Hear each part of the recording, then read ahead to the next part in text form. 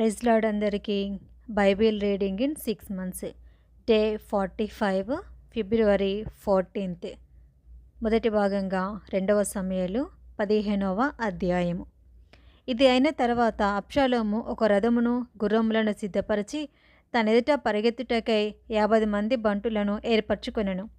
ఉదయంలోనే లేచి బయలుదేరి పట్టణం యొక్క గుమ్మపు మార్గమందు ఒక తట్టున నిలిచి రాజు చేత తీర్పు నొందుటకై వ్యాజ్యమాడు వారెవరైనాను వచ్చి ఉండగా కనిపెట్టి వారిని పిలిచి, నీవు ఏ ఊరి వాడవని అడుగుచుండెను.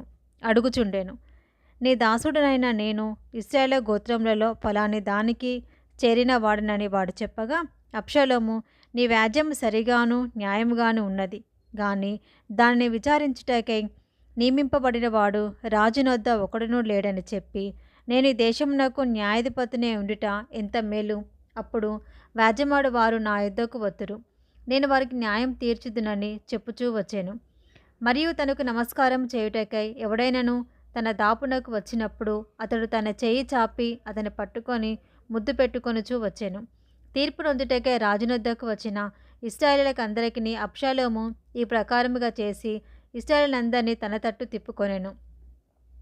4 సంవత్సరములు జరిగిన మీదట అబ్షాలోము రాజునొద్దకు వచ్చి, నీ దాసుడినైన నేను సిరియా దేశమునందలి గేషూరునందుండగా యెహోవా నన్ను యెరూషలేమునకు తిరిగి రప్పించినడలా నేను ఆయనను సేవించేదనని మొక్కుకొంటిని కనుక నేను హెబ్రోనునకు పోయి యెహోవాకు నేను మొక్కుకొనిన మొక్కుబడి తీర్చుకొనుటకు నాకు సెలవిమ్మని మనవి చేయగా, రాజు సుఖముగా పొమ్మని సెలవిచ్చాను. కనుక అతడు లేచి హెబ్రోనునకు పోయాను.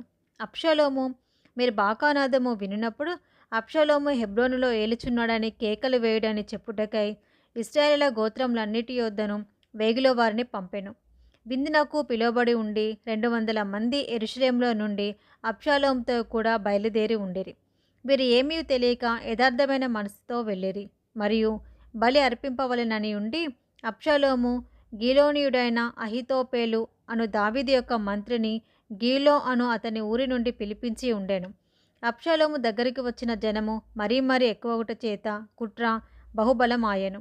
ఇశ్రాయేలు అబ్షాలోము పక్షముగా వహించిరని దావీదునకు వర్తమానం రాగా, దావీదు యెరూషలేమునందున తన సేవకులందరికీ ఇలాగ ఆజ్ఞ ఇచ్చెను, అబ్షాలోము చేతుల నుండి మనము తప్పించుకొని రక్షణ పొందలేము, మనము పారిపోదాము రండి. అతడు హఠాత్తుగా వచ్చి మనల్ని పట్టుకొనకను మనకు కీడు చేయకను పట్టణమును కత్తివాత హతం చేయకను ఉండునట్లు మనం త్వరగా వెళ్ళిపోదాం రండి. అందుకు రాజు సేవకులు ఇలాగ మనవి చేసిరి, చిత్తగించుము, నీ దాసులమైన మేము మా ఏలినవాడవును రాజువునగు నీవు సెలవిచ్చినట్లు చేయుటకు సిద్ధంగా ఉన్నాము. అప్పుడు రాజు నగరిని కనిపెట్టుటకై ఉపపత్నులకు 10 మందిని ఉంచిన మీదట తన ఇంటివారినందరినీ వెంటబెట్టుకొని కాలినడకను బయలుదేరాను. రాజును అతని ఇంటివారును బయలుదేరి బెత్మహరకు వచ్చి బస చేసిరి. అతని సేవకులందరూ అతని ఇరుపార్శ్వంలో నడిచిరి. కెరేతీయులందరూ పెలేతీయులందరూ గాతు నుండి వచ్చిన 600 మంది గిత్తీయులను రాజునకు ముందుగా నడుచుచునుండిరి. రాజు గిత్తీయుడగు ఇత్తయిని కనుగొని, నీవు నీ నివాస స్థలము కోరు పరదేశివై ఉన్నావు, నీవెందుకు మాతో కూడా వచ్చుచున్నావు? నీవు తిరిగిపోయి రాజున్న స్థలమున ఉండుము. నిన్ననే వచ్చిన నీకు ఎక్కడికి పోవుదుమో తెలియక ఉన్న మాతో కూడా ఈ తిరుగులాట ఎందుకు? నీవు తిరిగి నీ సహోదరులను తోడుకొని పొమ్ము, కృపాసత్యములు నీకు తోడుగా ఉండునుగాక అని చెప్పగా, ఇత్తయి, నేను చచ్చినను బ్రతికినను యెహోవా జీవం తోడు, నా ఏలినవాడవును రాజువునగు నీ జీవం తోడు. ఏ స్థలముందు నా ఏలినవాడవును రాజువునగు నీ ఉందువో ఆ స్థలమందే నీ దాసుడినైనా నేనుందునని రాజుతో మనవి చేశాను. అందుకు దావీదు, అలాగైతే నీవు రావచ్చునని ఇత్తయితో సెలవిచ్చాను. కనుక గిత్తీయుడగు ఇత్తయియును అతని వారందరూ అతని కుటుంబీకులందరూ సాగిపోయిరి. వారు సాగిపోచుండగా జనులందరూ బహుగా ఏడ్చుచుండిరి. ఈ ప్రకారము వారందరూ రాజుతో కూడా కిద్రోను వాగు దాటి అరణ్య మార్గమున ప్రయాణమైపోయిరి. సాదోకును లేవీలందరూ దేవుని నిబంధన మందసమును మోయిచు అతని యొద్ద ఉండిరి. వారు దేవుని మందసమును దింపగా అబ్యాతారు వచ్చి పట్టణంలో నుండి జనులందరూ దాటిపో వరకు నిలిచెను. అప్పుడు రాజు సాదోకుని పిలిచి, దేవుని మందసమును పట్టణంలోనికి తిరిగి తీసుకొని పోము. యెహోవా దృష్టికి నేను అనుగ్రహము పొందినడల ఆయన నన్ను తిరిగి రప్పించి దానిని తన నివాస స్థలమునకు నన్ను చూపించును. నీ యందు నాకు ఇష్టం లేదని ఆయన సెలవిచ్చినడలా ఆయన చిత్తము. నీ దృష్టికి అనుకూలమైనట్టు నాడెల జరిగించుదమని నేను చెప్పుదునని పలికి యాజకుడైన సాదోకుతో ఇట్లనెను. సాదోకు, నీవు దీర్ఘదర్శివి కావా?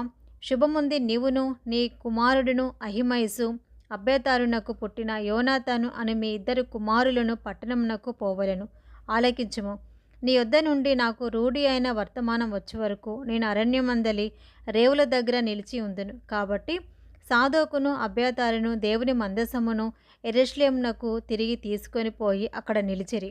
అయితే దావీదు ఒలివ చెట్ల కొండ ఎక్కుచూ ఏడ్చుచూ తల కప్పుకొని పాదరక్షలు లేకుండా కాలినడకను వెళ్ళెను. అతని యొద్దనున్న జనులందరినూ తలలో కప్పుకొని ఏడ్చుచూ కొండ ఎక్కిరి. అంతలో ఒకడు వచ్చి అబ్షాలోము చేసిన కుట్రలో అహితోపేలు చేరి ఉన్నాడని దావీదునకు తెలియచేయగా, దావీదు యెహోవా అహితోపేలు యొక్క ఆలోచనలను చెడగొట్టమని ప్రార్థన చేశాను. దేవుణ్ణి ఆరాధించు స్థలం ఒకటి ఆ కొండ మీద ఉండెను. వారచటికి రాగా అర్కీయుడైన హూషై పై వస్త్రములు చింపుకొని తల మీద ధూళి పోసుకొని వచ్చి రాజును దర్శనం చేసెను. రాజు, నీవు నాతో కూడా వచ్చినడలా నాకు భారంగా ఉందువు. నీవు పట్టణంనకు తిరిగిపోయి, రాజా, ఇంతవరకు నీ తండ్రికి నేను సేవ చేసినట్లు ఇకను నీకు సేవ చేస్తుందని అబ్షాలోముతో చెప్పినడలా నీవు నా పక్షపు వాడవై ఉండి అహితోపెలు యొక్క ఆలోచనలను చెడగొట్టగలవు. అక్కడ యాజకులైన సాదోకును అబ్యాతారును నీకు సహాయకులుగా ఉందురు. కాబట్టి రాజనగరి యందు ఏదైనా జరుగుట నీకు వినబడినడలా యాజకుడైన సాదోకుతోనూ అబ్యాతారుతోనూ దాన్ని చెప్పవలెను. సాదోకు కుమారుడైన అహిమయసు అబ్యాతారు కుమారుడైన యోనాతాను అను వారిద్దరు కుమారులు అచ్చటనున్నారు. నీకు వినబడినదంతయు వారి చేత నా యుద్ధకు వర్తమానం చేయమని చెప్పి అతనిని పంపివేశెను. దావీదు స్నేహితుడైన హూషై పట్టణమునకు వచ్చుచుండగా అబ్షాలోమును యెరూషలేము చేరెను. 2 సమూయేలు గ్రంథం 16వ అధ్యాయము. దావీదు కొండ శిఖరం అవల కొంచెం దూరం వెళ్ళిన తర్వాత మెఫీబోషెతు సేవకుడైన సీబా గంతలే కట్టిన 2 గాడిదలను తీసుకొని వచ్చెను. 200 రొట్టెలను, 100 ద్రాక్షగిలెలను, 100 అంజూరపు అడలను, ద్రాక్షారసపు తిత్తి ఒకటియు వాటి మీద వేసి ఉండెను. రాజు, ఇవెందుకు తెచ్చితివని సీబాను అడగగా, సీబా, గాడిదలు రాజు ఇంటివారు ఎక్కుటకును, రొట్టెలను అంజూరపు అడలను పనివారు తినుటకును, ద్రాక్షారసం అరణ్యమందు అలసట నొందిన వారు త్రాగుటకును తెచ్చి తిననగా, రాజు, నీ యజమానుని కుమారుడు ఎక్కడ ఉన్నాడని అడిగాను. అందుకు సీబా, చిత్తగించుము, ఈవేళ ఇశ్రాయేలు తన తండ్రి రాజ్యమును తనకు తిరిగి ఇప్పింతురనుకొని అతడు యెరూషలేములో నిలిచి ఉన్నాడనెను. అందుకు రాజు, మెఫీబోషెతునకు కలిగినదంతయు నీదే అని సీబాతో చెప్పగా, సీబా, నా ఏలినవాడ రాజా, నీ దృష్టి యందు నేను అనుగ్రహము పొందుదునుగాక. నేను నీకు నమస్కారం చేయుచున్నానెను.